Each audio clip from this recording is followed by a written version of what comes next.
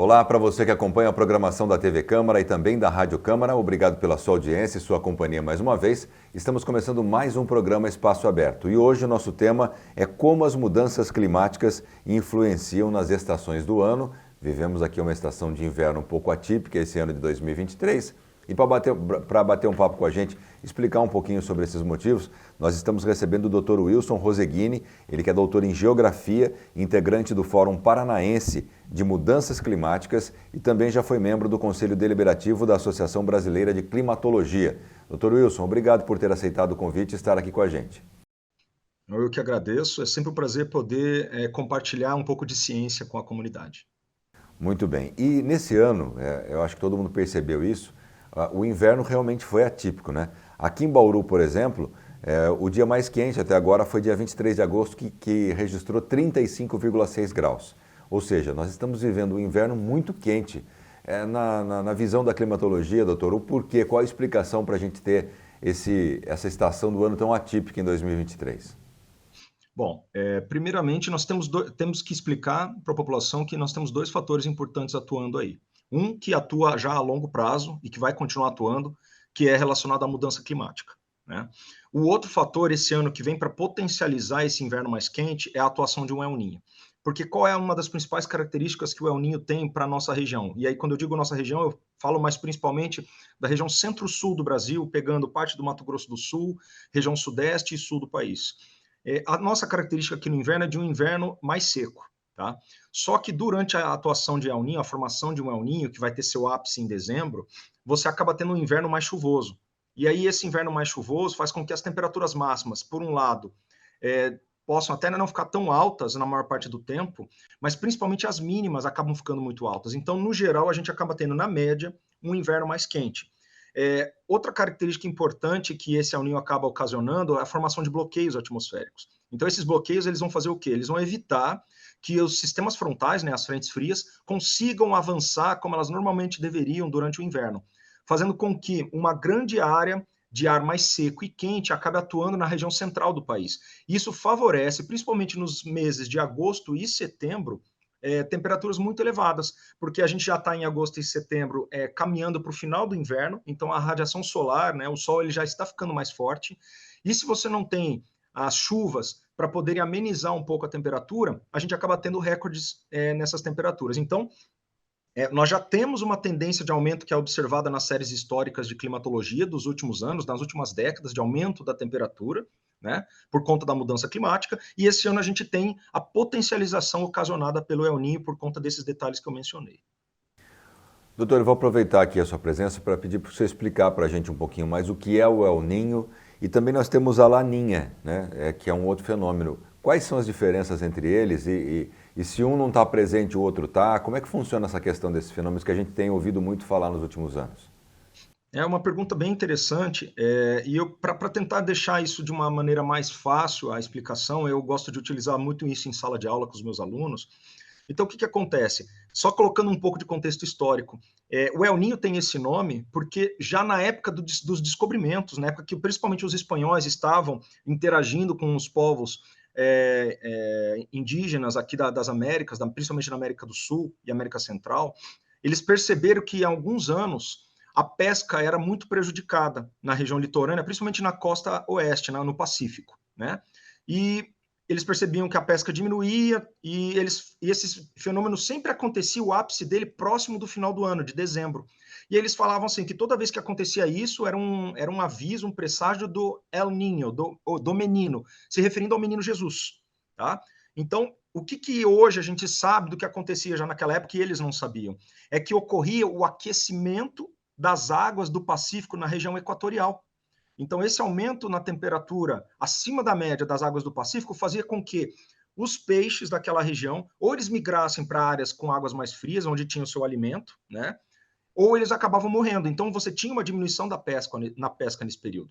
Então, sempre que você tem um aquecimento anormal das águas do Pacífico, que é a característica da formação do El Niño, você tem essas alterações não só no regime de chuva, de temperatura, mas também de toda a fauna que ocorre ali na região. Então, desde aquela época, você já tem esse nome. Aí o porquê da Laninha, então? Apenas porque a Laninha é o evento oposto ao El Ninho. Então, como o El Ninho se refere ao menino Jesus, a Laninha é porque é o oposto do El Ninho, tá? E a Laninha vai ser o oposto também nas características. Então, enquanto o El Ninho é o aquecimento das águas para ficarem acima da média na região do Pacífico Equatorial, a Laninha é o resfriamento. Então, as águas ficam abaixo da média, né? Ficam mais frias. Então, o El Ninho ele vai trazer aqui para a nossa região, no Brasil especialmente, qual que é a principal característica? O El Ninho ele faz a região sul ficar mais chuvosa e a região norte e nordeste mais seca, e a Laninha é o oposto. Chove mais na Laninha nas regiões norte e nordeste do Brasil e fica um pouco mais seco no sul. A gente teve recentemente uma Laninha que durou 3 anos praticamente, isso não costuma ser comum, tá? E isso, inclusive, trouxe um período de estiagem significativo para a região sul do país, que impactou, por exemplo, Curitiba, impactou Porto Alegre, né, o Rio Grande do Sul, recentemente, o Uruguai, a gente percebeu que estava passando por um momento complicado de racionamento de água, isso tudo um pouco devido à Laninha. E por cima de tudo isso, a gente tem a mudança climática, evidentemente, que acaba intensificando todos esses processos.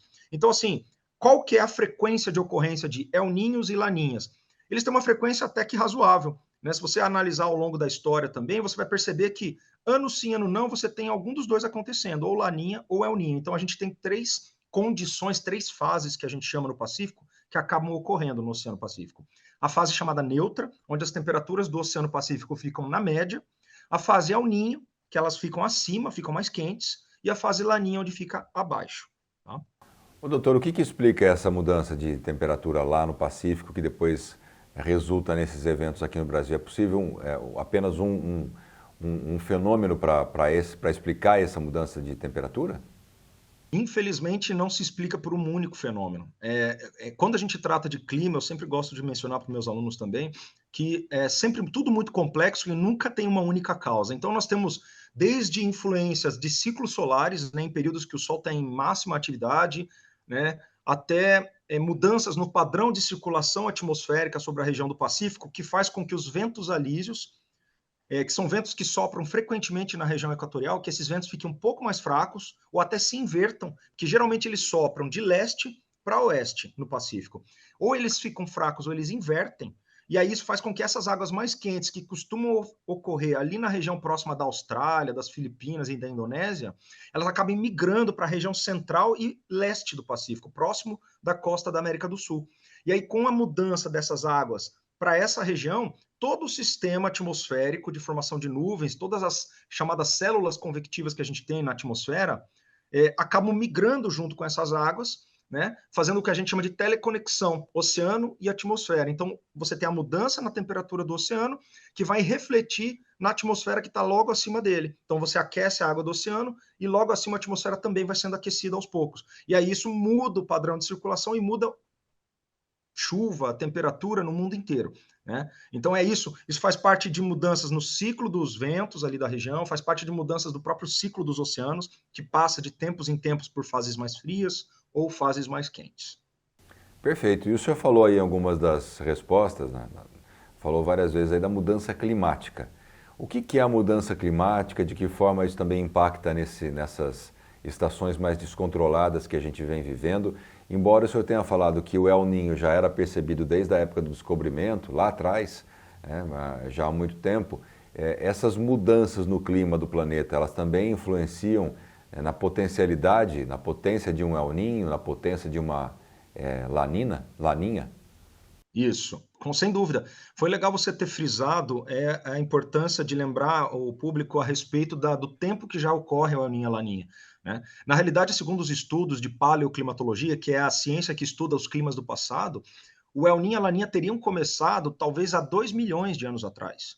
Quando a gente, durante o movimento das placas tectônicas, a América do Sul se conectou à América Central, ali na região do Canal do Panamá, porque antes a América Central e a América do Sul eram separadas, e aí com o movimento dos continentes, elas se uniram. E aí aquela ligação que existia entre o Atlântico e o Pacífico naquela área foi bloqueada. Então não existia mais ligação entre as correntes do Atlântico e do Pacífico. A partir desse momento, criou-se condições para a ocorrência de El Niño e Laninha. Né? Só que o que a mudança climática traz nesse sentido?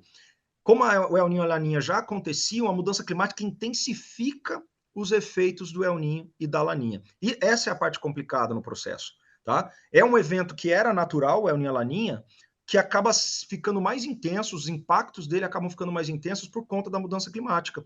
E a mudança climática ela vai impactando a longo prazo e de forma muito lenta, né? Não é uma coisa que a gente sente rapidamente. Por exemplo, a gente tem o El Niño se configurando esse ano, a gente já sente os impactos desse El Niño. Só que o El Niño ele vem, dura pelo menos uns 9 meses e depois ele vai embora. Né? Então, esses efeitos a gente sente muito rápido. Agora, o da mudança climática, não. Ela vem lentamente causando alterações e elas vão se prolongar por séculos, às vezes. Tá?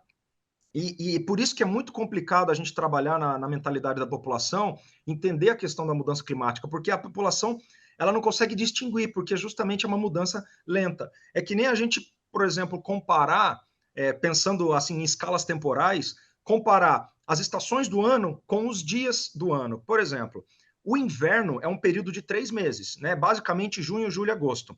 Isso significa o quê? Que durante o inverno a gente tem mais chance de ter ondas de frio. Só que a gente não tem frio o inverno inteiro, né? A gente tem dias dentro do inverno que são mais frios. Então, assim, a gente pode comparar esses dias mais frios dentro do período do inverno, que é mais propício para o frio, esses dias mais frios a gente pode dizer que é uma laninha, tá?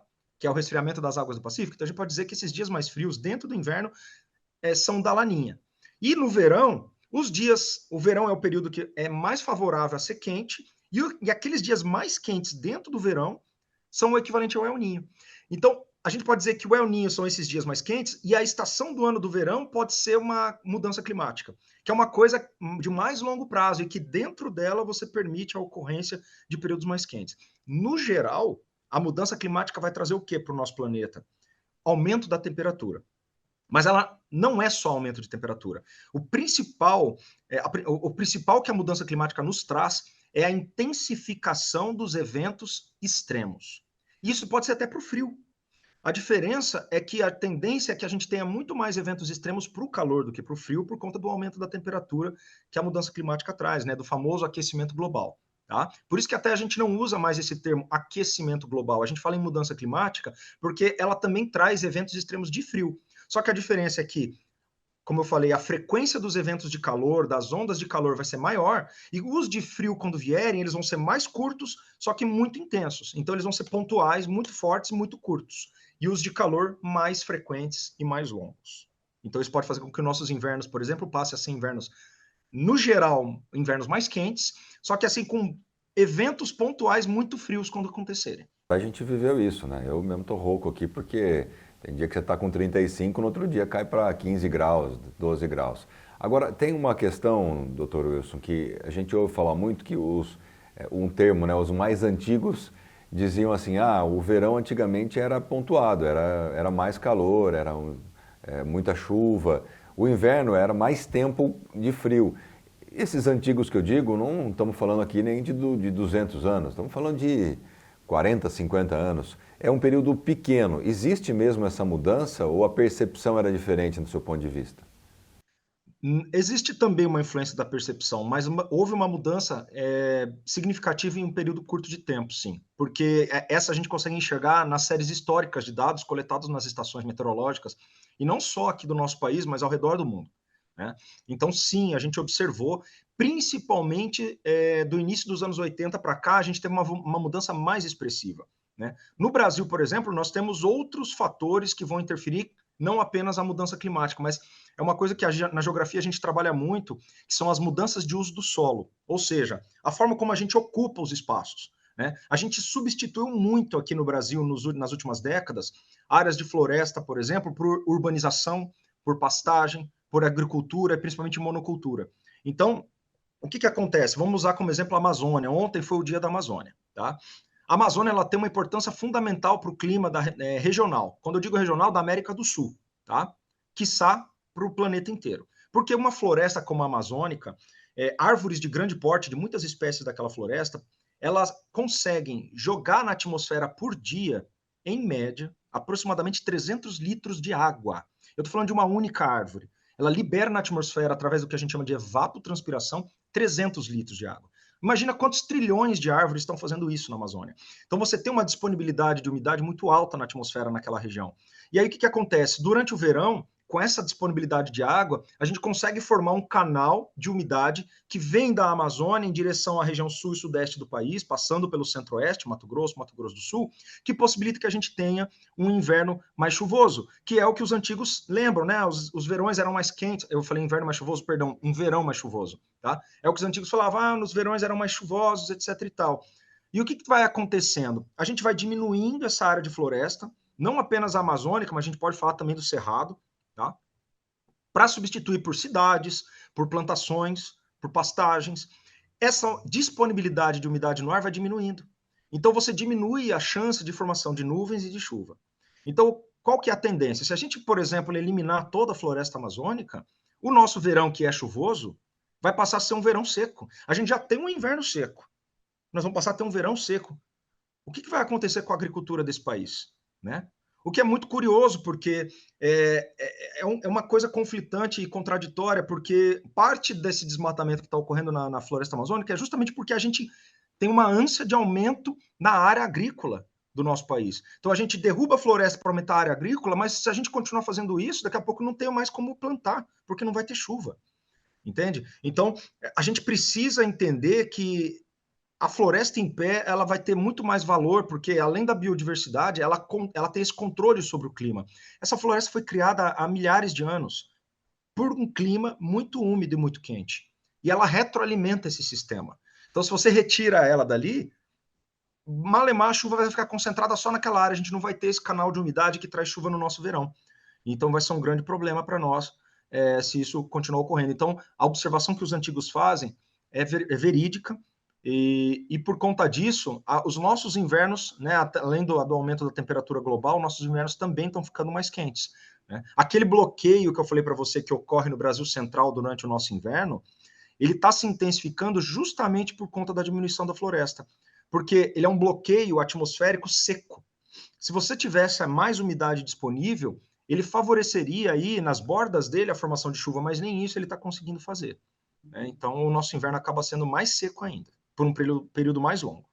Perfeito. Doutora, o senhor até respondeu um pouquinho do que eu vou falar agora aqui, mas eu gostaria de ampliar esse debate até para aproveitar a sua presença aqui com a gente.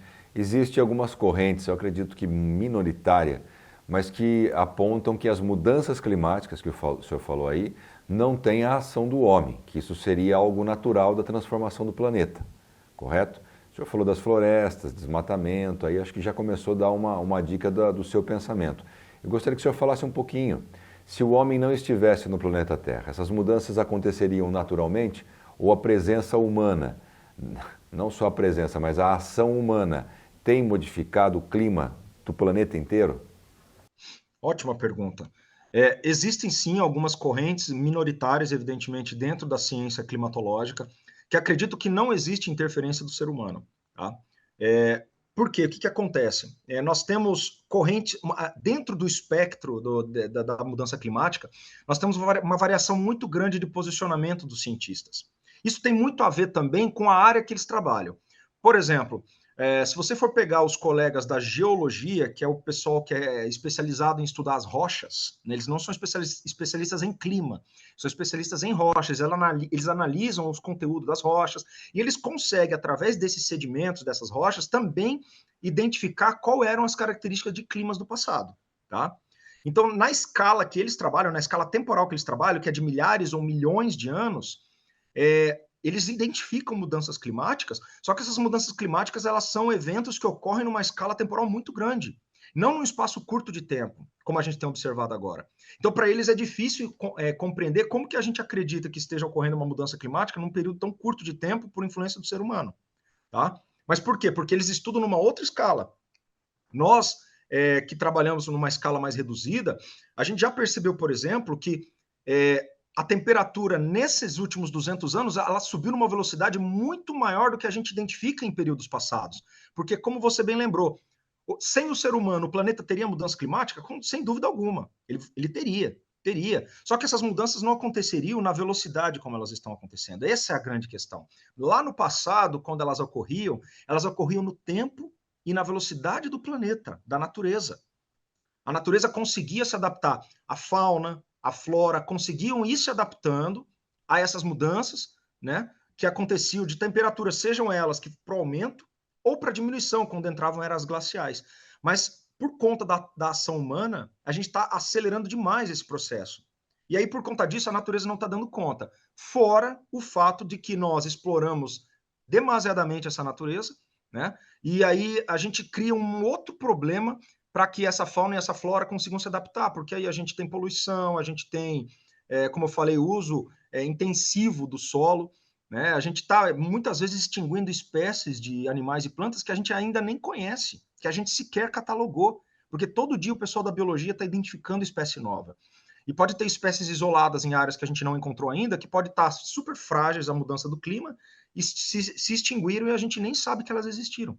Entende? Então, o grande problema nessa história toda, nesse entendimento, é justamente a velocidade. A gente nunca teve no passado um aumento de temperatura tão rápido.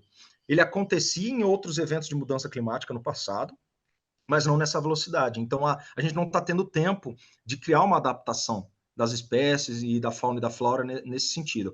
Lembrando que nos últimos 1 milhão de anos, né, a gente pegar o período terciário, quaternário, que a gente chama, na geologia, inclusive, você tem várias eras glaciais intercaladas pelos períodos chamados de interglaciais. Então, você tem 20 mil anos, aproximadamente, de período quente e 80 mil anos de era glacial. Nesse momento, nós estamos no período quente, no interglacial, porque a última era glacial acabou há 15 mil anos atrás, mais ou menos. Tá? Aí terminou a era glacial, a temperatura subiu, porque você teve uma redução do CO2 na atmosfera, os oceanos passaram a absorver mais CO2, a temperatura do planeta caiu na era glacial. Quando parou esse processo de absorção de CO2 dos oceanos, liberou mais CO2 na atmosfera, voltou a subir a temperatura e nós entramos no interglacial. E a gente tem se mantido nesse interglacial até pelo menos 300 anos atrás, num nível mais ou menos estável. E aí, de 200 anos para cá, a gente começou a ter um aumento significativo da temperatura muito acelerado, né? Ah, mas então, professor, você disse que dura 20 mil anos esse interglacial, significa que a qualquer momento a gente pode voltar para uma era glacial? Não, a qualquer momento, na escala humana, não, né? Geologicamente falando, pode até ser. Por quê? Porque isso vai acontecer provavelmente daqui 2.000, 5.000 anos, né? Nem nós, nem nossos filhos, netos, bisnetos ou tataranetos vamos ver isso acontecer, né? O que a mudança climática promovida pelo ser humano pode trazer é acelerar esse processo. Ou a gente pode trazer a era glacial antes da hora, e quando eu digo antes da hora, ela para daqui 2.000 anos, não daqui para 5.000 anos, ou a gente pode atrasar ela porque a gente está esquentando demais. Isso a gente ainda não sabe, porque os nossos modelos de previsão estão nos permitindo chegar pelo menos até o ano 2100. E aí a gente vai aperfeiçoando isso. O que se tem como certeza é de que a temperatura continuará subindo. E a gente não sabe como a gente vai lidar com isso mais adiante. Nem nós, nem nossos filhos, nem mesmo o personagem da música do Raul Seixas, lá que nasceu há 10 mil anos atrás, vai conseguir, nem 10 mil anos a gente está falando, é muito tempo, né, doutor? Para a gente finalizar, eu ficaria aqui praticamente o dia todo batendo um papo nesse assunto, porque é riquíssimo, né? Dá para explorar muita coisa, ainda mais com uma pessoa que entende bastante do assunto. Mas para a gente caminhar para o final aqui, diante dessa instabilidade de que a gente viveu no inverno, o que a gente pode esperar das próximas estações agora em 2023? Principalmente o verão. Nós vamos entrar na primavera agora em setembro, mas depois vem o verão. O que esperar dessas duas estações agora em 2023 e 2024? Bom, o que a gente pode esperar, levando em consideração as características esperadas também por conta do El Niño, né, pelo padrão que a gente tem no histórico passado, é que a gente tem bastante chuva, tá? Principalmente na região sul e sudeste, mas é importante a gente frisar que a gente tem uma tendência de aumento de eventos extremos de chuva também, né? Temporais, tempestades, a gente tem que ficar muito atento a isso, ficar atento aos sistemas de alerta, às defesas civis das cidades, dos municípios, dos estados, porque a gente pode ter, sim, em várias regiões do país, um aumento, por conta do El Niño, desses eventos extremos de chuva. Então, as cidades têm que ficar atentas, né? Granizo, vento forte, tudo isso a gente precisa estar preparado, que isso pode ocorrer, que é a característica do El Niño, tá? E, claro, essa chuva acima da média em muitos locais.